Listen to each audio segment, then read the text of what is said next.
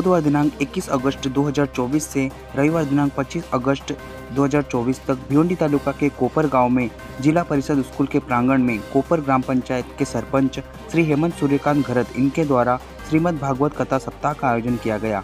इस कार्यक्रम में प्रतिदिन भजन कीर्तन व अंत में महाप्रसाद का आयोजन किया जा रहा था। वो सोमवार दिनांक 26 अगस्त 2024 को श्री कृष्ण जयंती बड़े ही हर्षोल्लास के साथ मनाया गया। इस अवसर पर उप सरपंच अस्मिता रुपेश घरत, सदस्य संजय पांडुरंग पाटिल, प्रभाकर लक्ष्मण पाटिल, कुमार रितेश मात्रे सहित समस्त ग्रामस्थ मंडल व मान्यवर उपस्थित थे।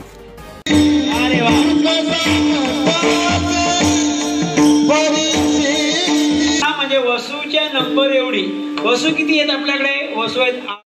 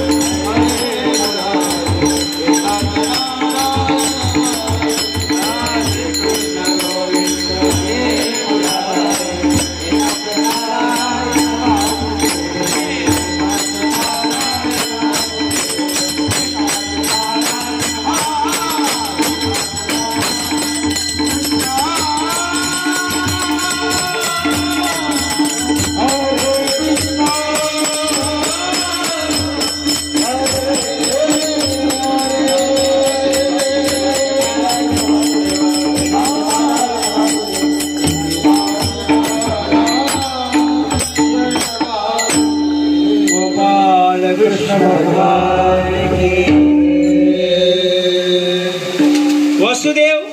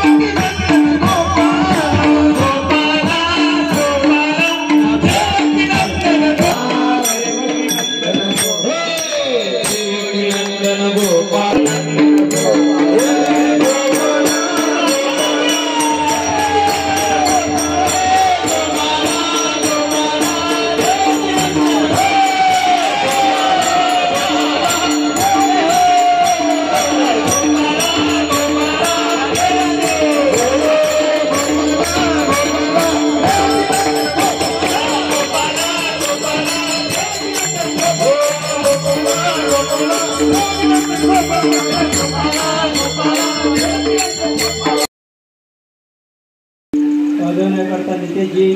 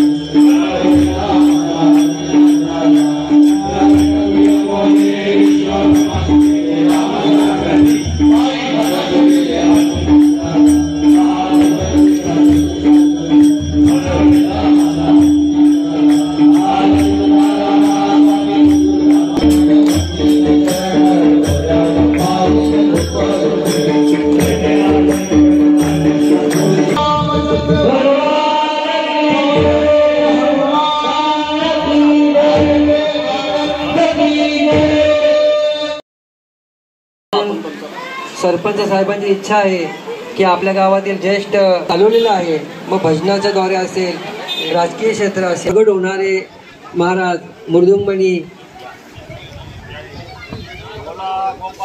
तसेच तुमचाही मान सन्मान सोहळा होणार आहे ताबडतोब लगेच. दररोज प्रॅक्टिस करत आहेत आणि यशस्वी प्रकारे त्यांनी 5 थर लावण्याला इजा नको व्हायला. चला पटपट पटपट सगळे 52 वर्ष झालेले आहेत आणि आपल्या गावातील श्री साहेब हरिभक्त पारायण गोरखनाथ आशीर्वाद रूप तुम्ही त्यांना शॉल अंगावर चढवून जसं म्हणत तशी त्यांना आशीर्वादाची शाल तुम्ही त्यांच्या अंगावर सुरुवात झाल्याने आता येत्या गणपतीला त्यांचा प्रथम वर्ष श्राद्ध आहे. जेव्हा मंदिराचं काम आपण चालू केलं, मी सरपंच पदाच्या खुर्चीवर बसलो तेव्हापासून बऱ्याचशा ग्रामसभा झाल्या, विशेष ग्रामसभा झाल्या. महाराज आम्ही गावसभा पण घ्यायच्या चालू केल्या प्रत्येक 1 महिन्यात 2 महिन्यात.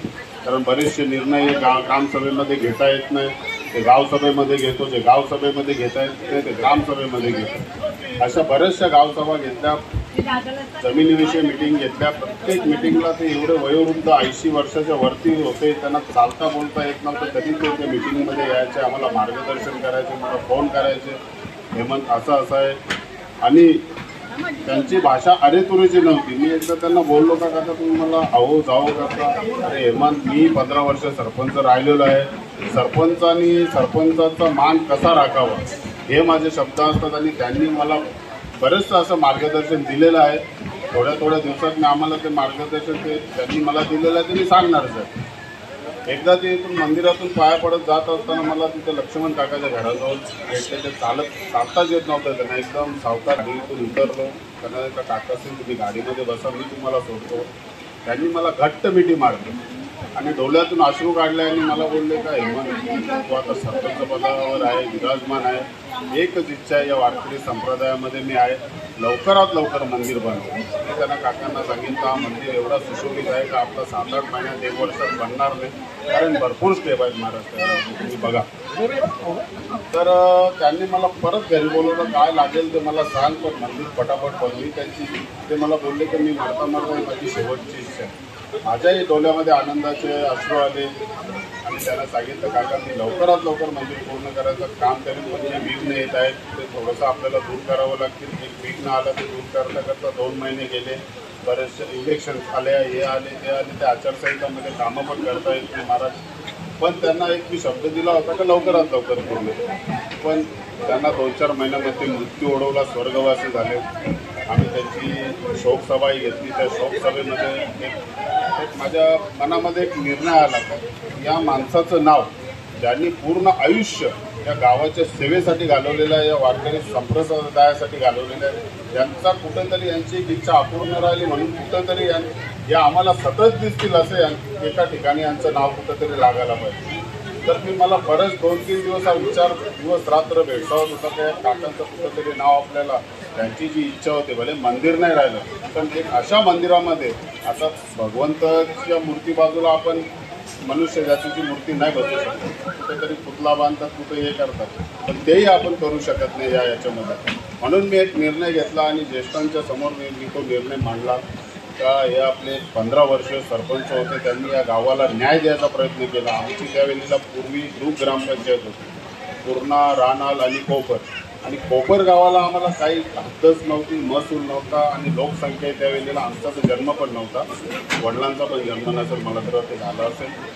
पण त्यावेळेला कोपरगावची व्यथा एवढी वाईट होती आणि कोपरगावची व्यथा त्यांचे छोटे बंधू हरिभक्त पारायण विठ्ठल बुवा महाराज जे आम्हाला सतत मार्गदर्शन करत असतात. आणि कुठलाही सप्ताह असू दे, कुठली सेवा असू दे, कुठलाही भूमिपूजन असू दे, ते विनामूल्य तत्पर एक फोन केला काका आपल्याला एक प्रोग्राम करायचा, लगेच ते व्हॉट्सअपवर लिस्ट पाठवतील, नाही तर आधी गोवावर कागद पाठवतील, हे सामान आणा, तुम्ही सांगा त्या वेळेला मी येतो. असे निष्ठावंत आणि भगवंत परमात्म्याला प्राप्त झालेली मंडळी आमच्या गावात. तर त्यांनी एक 100 वर्षाचा इतिहास म्हणून आमच्या गावाचं एक पुस्तक लिहिलं. त्या पुस्तकामध्ये मी तो पुस्तक काका बरेच 10-15 वेळा वाचला, बरेच वेळा वाचला. त्याच्यामध्ये आमच्या कोपरगावच्या व्यथा लिहिलेला आहे.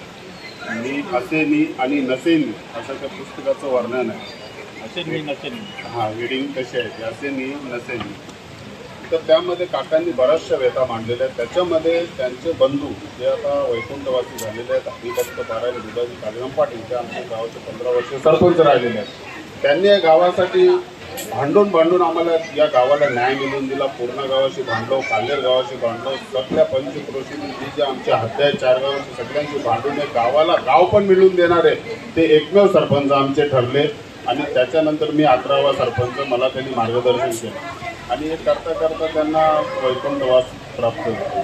म्हणून या माणसाचं कुठेतरी एक वैभव जे गावाला दिलेलं आहे ते कुठेतरी लागावं म्हणून या ग्रामपंचायतमध्ये ही एकमेव ग्रामपंचायत असते महाराज. आता तुम्ही पण नागरिक आहात का जिथे लोक 2 महिन्यातून 4 महिन्यातून एकदा जमतातच आणि तो नाव त्यांना दिसावा का हा वैकुंठवासी हरिभक्त पारायणी बुधाजी कालीराम पाटील म्हणून हा दिसावा आणि त्यांना दैवत्व प्राप्त झालेलं आहे. म्हणून ते दैवत्व प्राप्त झालेल्या विद्वान माणसाचं नाव आम्ही तिथे दिलेलं आहे. खरोखर त्यांना श्रद्धांजली आपण त्यांना अर्पण केलेलं आहे. आणि आम्ही एक निर्णय घेतलेला आहे महाराज का जी साधू संत मंडळी आमच्या गावातून जी धार्मिक कार्यक्रमामध्ये त्यांनी पूर्ण आपलं जीवन वाहिलेलं आहे गावासाठी, त्या गावाच्या सुखासाठी, परिवाराच्या सुखासाठी, सर्व नागरिकांच्या सुखासाठी, हा परमार्थिक धर्म याच्यासाठी तर सगळ्यांना सुख समृद्ध प्राप्त व्हावा, सगळ्यांची संकटातून मुक्ती व्हावी आणि सर्वांचं जीवन हे सुखी आनंदाने व्हावं म्हणून या धार्मिक आचरण आपल्या सर्व या वारकरी संतांच्या माध्यमातून केलेलं आहे. म्हणून आम्ही एक निर्णय घेतलेला आहे का प्रत्येक जी वस्तू आम्ही बनवणार किंवा जी आहे तिला जे काही ज्यांचा गावासाठी योगदान लाभलेलं आहे त्यांच्या त्या वस्तूला आम्ही नाव देणार आहोत. म्हणजे रस्ते असू दे, विकास कामं असू दे. असं एक आम्ही आमच्या गावातील भजन सम्राट ते 5 वर्ष अगोदर आमच्यातून निघून गेलेलं आहे. काय अत्यंत असा त्यांचा मधुर आवाज आणि भले ते हरिभक्त पारायण नव्हते पण अनंतबुवा म्हणून त्यांचं नाव या पंचक्रोशीमध्ये नावाजलेलं आणि ख्याती असलेलं नाव आहे. त्यांचंही नाव आम्ही आमच्या मुख्य रस्त्याला देण्याचा ठरवून आम्ही तो ठराव पासही केलेला आहे. थोड्या दिवसात आम्ही तो प्रोग्राम करणारच आहोत. महाराज आपल्याला विनंती आहे की आपण तिथे यावं आणि त्या आमच्या या आम्ही जे करत आहोत या कार्याला आपण मार्गदर्शन सतत लावावं. पुन्हा एकदा सगळ्यांच्या चरणी नतमस्तक होतो. महाराज आपल्याही चरणी नतमस्तक होतो. आम्हाला वेळोवेळी मार्गदर्शन देत राहा. इलेक्शनचा एक प्रसंग 2 मिनिटात सांगतो. इलेक्शन चालू होतं 20 महिन्या अगोदर आपल्या गावामध्ये. माझी तर इच्छा नव्हती सरपंचपद लढायची पण हे तरुण मंडळींनी तयार केला नाही. दादा तूच पाहिजे, नाना तूच पाहिजे. अरे नको रे बाबा, मी एक तर गाव सोडून तिकडे गेलो आहे आणि माझ्याकडे अगोदरच व्याप आहे, पसारा आहे आणि मला परत तुम्ही त्याच्यापेक्षा तुम्ही तरुण माझ्यापासून तरुणात तुम्ही राहा. ऐकत नाही, गेले नाही तुम्हीच पाहिजे. महाराजांनी पहिलं त्या दुसऱ्या दिवशी सांगितलं.